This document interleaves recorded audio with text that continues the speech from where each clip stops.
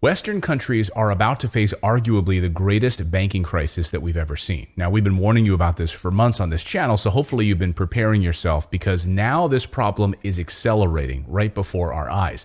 Rich people have already been making major moves to protect themselves, but it's the poor and the middle class which will be screwed unless they make some major pivots. Now, a couple of big data points and pieces of news that I want to bring to your attention, most notably is China. Now, the West has been sitting back hoping that China continues its ridiculous zero COVID policy, which we all know was a joke. Well, President Xi Jinping last week made some major structural changes that should terrify Western economies. I'll get to China in a minute, but first, the central banks in the United States and Europe have been doing some really shady things that you need to know about. Number one, they are stockpiling gold right now. Just look how much gold they've been quietly buying over the past few weeks. What the hell is going on here? Now, you have a right to ask that question since the central banks have a currency that is not tied to gold or silver. So why in the heck are they buying up so much gold and silver? The United States Federal Reserve is openly hostile towards gold. Alan Greenspan famously loved gold, but then when he became Federal Reserve Chairman, he couldn't talk about gold anymore because the United States dollar is not tied to gold. And then he left the Federal Reserve chairmanship, and then he suddenly started talking about gold again. Look, remember what we're looking at. Gold is a currency. It is still, by all evidences, the premier currency where no fiat currency, including the dollar, can match it. Isn't that amazing how that happens? They can start telling the truth when they're no longer in power anymore. Many of the largest gold transactions over the past few weeks have come from central banks. Guys, it's happening right before our eyes. They're not buying gold just for their health. Well, actually, they are kind of actually buying it for their health if you think about it, but they won't admit it. They won't admit that their government currencies are in a free fall. And last week, we saw the first real indications that the United States dollar is in real decline. Now, for over 10 years, the U.S. dollar and treasury bonds were seen as a hedge against volatility, a safe haven. But with the good CPI numbers and lower yields now for bonds, investors start running back to gold and silver over the last week, away from the U.S. dollar after 10 years. It looks like this dynasty of the U.S. dollar is coming to an end. When you have a central bank with a massive balance sheet that continues to print money, it's only a matter of time before the collapse is bound to happen. Now, we're already seeing it massively in Europe. Just look at what is happening with those ridiculous inflation numbers and the decline of the euro. Now, Western governments, particularly the United States, have been buying gold, but largely unreported is the fact that these Western governments are stealing gold. That's right. Perhaps you know, of course, the story of the United States stealing all of the Iraqi gold, and we most recently stole billions of dollars from Afghanistan. But this is happening in other countries as well, all throughout Africa. If the United States dollar is not tied to gold, then why are we hoarding so much of it? Well, here is Alan Greenspan on that point. You know, this is after he left office. Watch. Well, you know what's interesting is gold is still significant. I ask myself if it's a relic of a long history, why is there $1 trillion held in gold by the world's central banks plus the IMF and all of the other financial institutions? If it's worthless and meaningless, why is everybody still holding it? Trillions in gold. Why? Well, the answer could be simple. We're scared of it.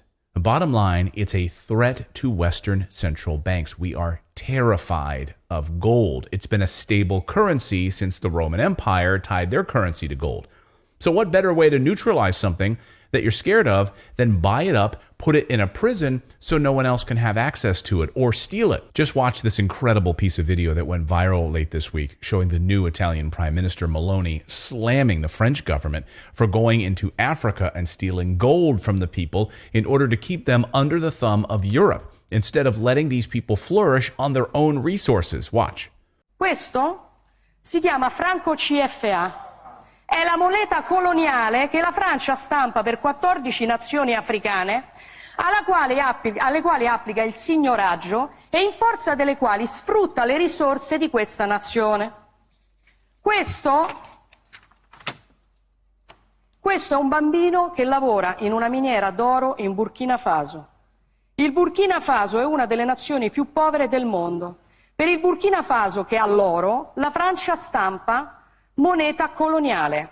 In cambio pretende che finiscano nelle casse del tesoro francese il 50% di tutto quello che il Burkina Faso esporta. L'oro che questo bambino si infila in un cunicolo per tirare fuori finisce per lo più nelle casse dello Stato francese. Allora la soluzione non è prendere gli africani e spostarli in Europa, la soluzione è liberare l'Africa da certi europei che la sfruttano e consentire a queste persone di vivere di quello che hanno. So the West is stealing Africa's gold. And if that wasn't bad enough, the billionaires at the World Economic Forum this week are now ordering Africa to pay $2.8 trillion to meet its obligations under the Paris Agreement to minimize greenhouse gas emissions.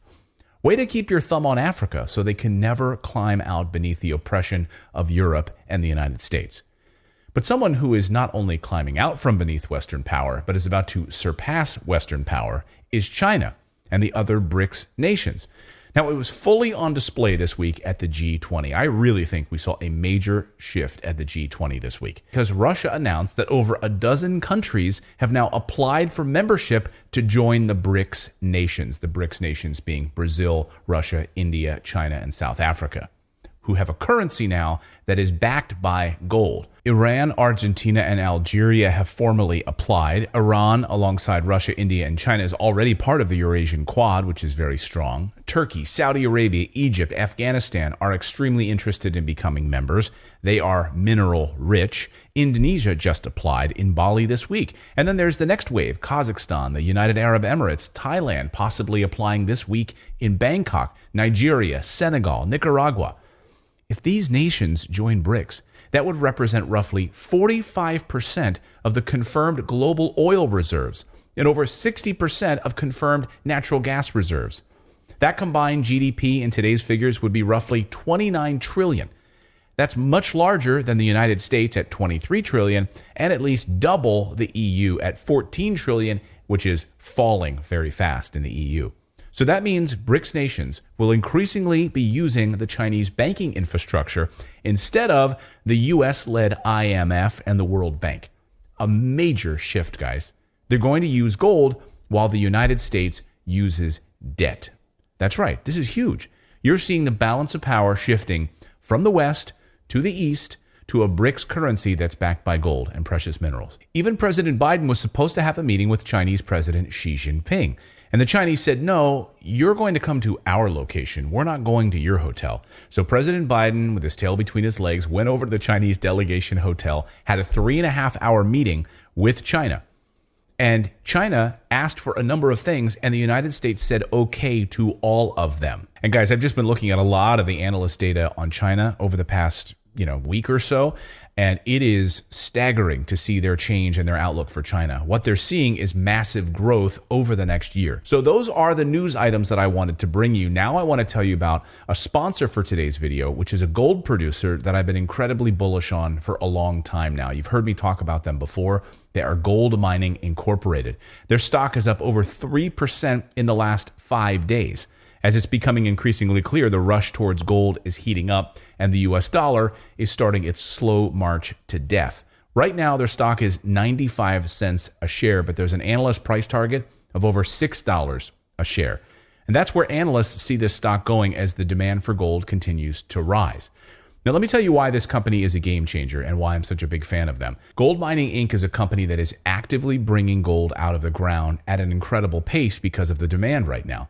But what's crazy about this company that you can invest in right now, and here's their stock ticker on the screen, it's GLDG. They're on the New York Stock Exchange, so they're one of the big boys.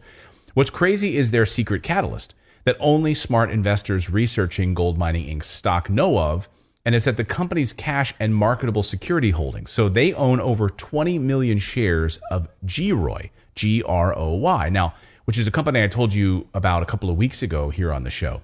That's a very fast-growing gold royalty corporation in the stock market. So not only is Gold Mining Inc. actively sourcing gold in a variety of projects from Brazil, America, Canada, Peru, and more, but they are shareholders in GROY, a gold royalty juggernaut that makes money off of other mining companies.